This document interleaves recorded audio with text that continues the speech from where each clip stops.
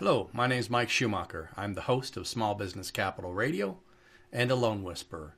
In today's podcast, I'm going to talk to you a little bit about the revenue advance. This is a powerful but dangerous debt instrument. It can really help or it can really hurt. So the key is to understand what it is and understand the best way to use one if applicable for your business. So what are they? Rather than a loan, a revenue advance is this. We are simply advancing you money against future revenues to be paid back out of future revenues. A traditional loan would have an interest rate and a term. A revenue advance does not have an interest rate. It has what's called a factor rate. We all understand interest rates, but let's make sure we understand factor rates here. So factor rates might be for a cash advance a 1-to-5 factor rate. And that would mean that you pay back 125% of what you borrowed over the time period specified under the term specified. So you're just paying back a fixed amount rather than a principal and interest rate. That's important to understand. Some of the pluses of a revenue advance or cash advance would be, number one, they're fast, can fund in days, very low documents, and a limited underwriting. So if you have some hiccups in your credit, some spotty cash flow, profitability challenges, sometimes these are great tools to get you what you need to get moving forward.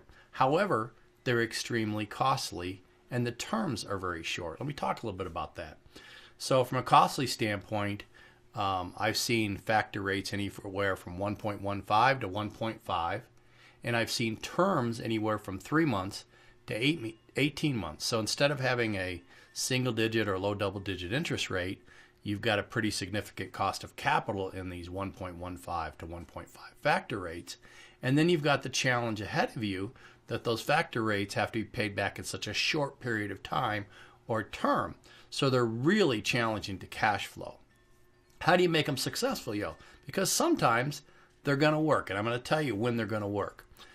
Most importantly, you have to have an exit strategy. A revenue advance is not a long-term financing strategy. So we need some sort of exit strategy for this. When you're looking at a revenue advance, you want to start with the use of funds. How is that money going to be used?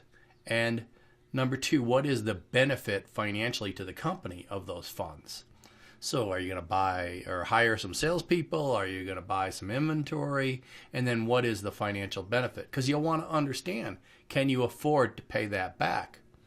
So if you look at the use of funds and you determine what your benefit is, and then you look at all your other funding options and you exhaust those, now you turn to a revenue advance. And if the cost of that revenue advance, what you have to pay back, is less than what you're going to get in benefit, you move forward as long as you can make the daily, weekly, or monthly payments. Real important. Begin with that use of funds, understand the financial benefit of that use of funds, exhaust all other options, and make sure you can cover the payment. That way, you've got an exit strategy to get out of these. Again, very powerful. You get money, you get it quickly, you get it under fairly lenient terms, but can be very expensive too. Love to talk to you a little bit more about this. You can call me at 844-249-3621 or email me, mike@loanwhisperer.org or mike@smallbusinesscapitalradio.com. Thank you.